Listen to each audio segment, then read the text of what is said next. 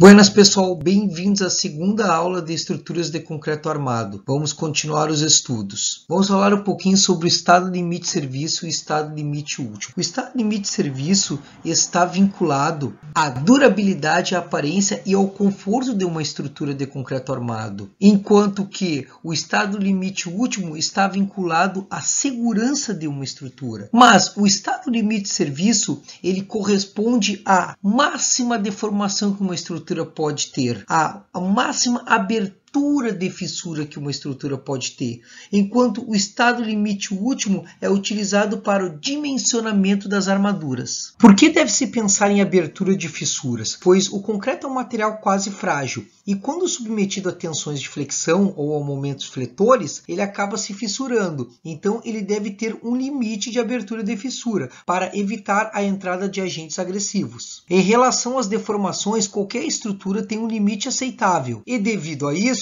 deve ser verificado se a estrutura não excede esse limite. Para fazer a verificação do estado limite de serviço, deve-se verificar o carregamento. Sabe-se que nem todas as cargas são permanentes. Uma parcela dela é permanente e uma parcela dela é acidental. Em vista disso, utiliza-se um coeficiente ponderador para as cargas variáveis. Para verificação de abertura de fissura e máximas deformações, utiliza-se a carga permanente total e um percentual da carga variável. O que a NBR 6118 preconiza? Que deve-se verificar o estado limite de formação de fissuras, o estado limite de abertura de fissuras e o estado limite de deformações excessivas. Neste slide, observa-se os coeficientes. O Psi2, que está na terceira coluna. Para locais em que não há predominância de pesos, o Psi2 é igual a 0,3. Enquanto que para locais em que há predominância de pesos,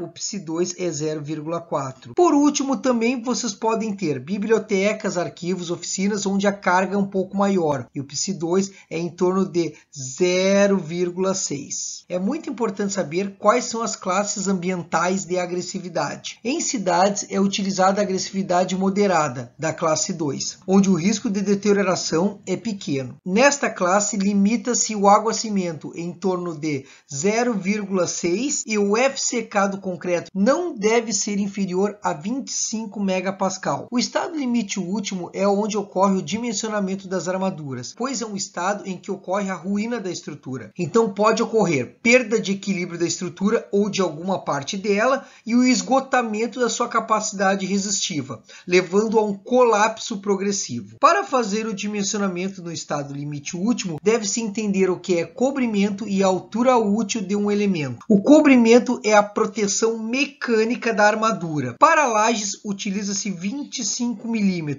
ou 2,5 centímetros. Para vigas e pilares, utiliza-se 30 mm ou 3 centímetros. Então, nessa figura pode visualizar-se o cobrimento, que é o quanto que a armadura está dentro da estrutura, viga ou laje. A altura útil é a distância do centro geométrico das armaduras até a face superior da viga ou da laje. Nesse slide tem-se uma tabela com todas as resistências, a resistência de projeto, a resistência à tração média, o módulo de elasticidade inicial e o módulo de elasticidade secante. Toda estrutura em concreto armado é sujeita a esforços de flexão. Então, à medida que aumenta o carregamento, o momento fletor aumenta e, por consequência, suas deformações também aumentam. À medida que as suas deformações aumentam, o limite elástico do concreto é ultrapassado. Então, nós temos o estádio 1, que é o estado elástico. Neste estado,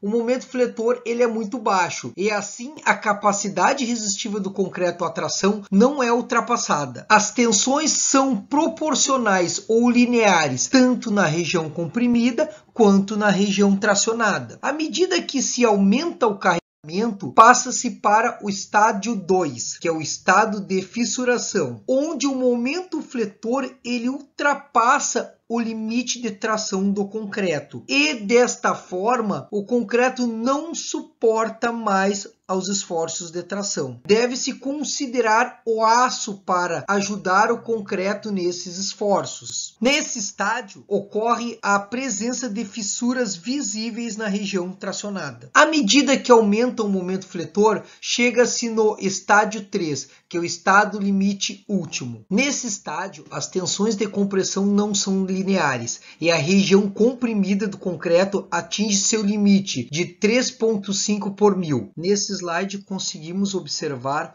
as deformações e as tensões em cada estágio do concreto. No estágio 1, as tensões e as deformações são lineares, enquanto que no estágio 2 ocorre um aumento do momento fletor e o concreto não consegue suportar mais as tensões de tração. Por isso, não existe diagrama na região inferior à linha neutra. Já no estágio 3, as tensões de compressão não são lineares, tendo um formato parabólico. Aqui conseguimos observar o diagrama tensão e deformação para o concreto. Observa-se que utilizamos um coeficiente de 0,85 para a redução da resistência de projeto do concreto. Isso ocorre devido ao efeito Rush. O efeito Rush nada mais é do que um efeito devido à fluência do concreto. É um fenômeno que, a longo prazo, o concreto acaba perdendo capacidade resistiva. Bom, a flexão nada mais é do que uma combinação de compressão com tração. Nesta figura, conseguimos observar que toda a região inferior está tracionada, enquanto que a região superior